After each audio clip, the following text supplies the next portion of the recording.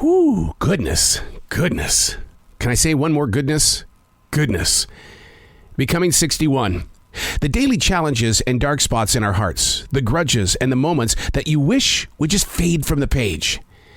Here I am at 61. You find yourself redefining portions of your ambition. Almost like those professional singers that can no longer sing in that upper range that once made them so famous.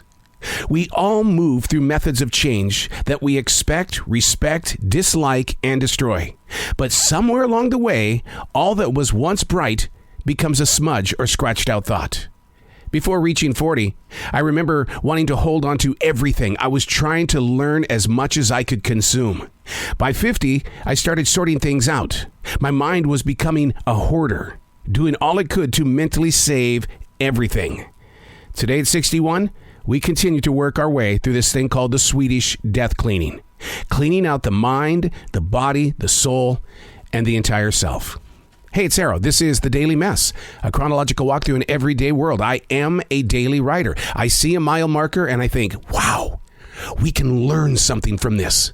Let's teach it. Let's activate it. Let's grow beyond where we stood yesterday. This is The Daily Mess.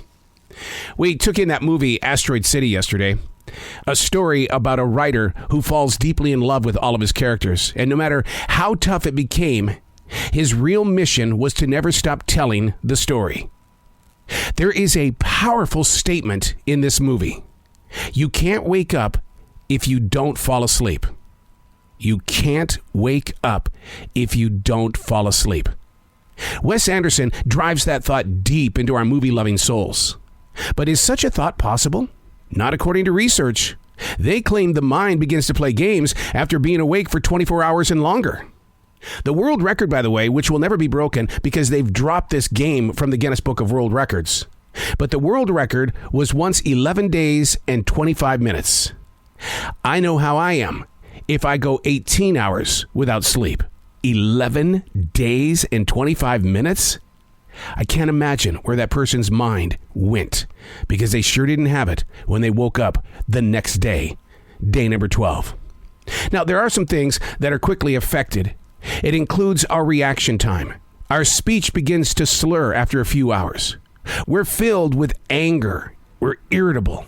Our vision is out of focus and our muscles begin to have tremors. You been in that state where something just goes in your arm? It's tired. It wants you to rest. Trusting your sleep is essential to better health. My wife always reminds me, hey, you're never going to catch up on sleep. Once you've lost it, it's gone forever. I know, those days as a child, we wanted to stay up. We wanted to watch those 3 a.m. movies. As an adult, we barely make it past 4:30 in the afternoon without taking that quick nap. In fact, new research shows that taking that mid-afternoon nap is actually brilliant for you and that businesses should actually adopt that plan. Give you some time to go take a nap. But you know how we are. We would take that sleep time and run off and go do something that would exhaust our system. Start writing a journal about how you're sleeping, how many hours you're getting, when you're not getting any sleep, what's waking you up in the middle of the night. And the reason why I bring that up is because just because you're in bed doesn't mean you're asleep. I study yoga nidra, and yoga nidra actually is meditation. Meditation that gets inside your mind. It gets inside there and it really brings a form of relaxation. But you're not sleeping. And although I use nidra as a way to relax the mind, body, soul, and self, it's not sleeping. And I know on the opposite side of the day, things are going to be affected.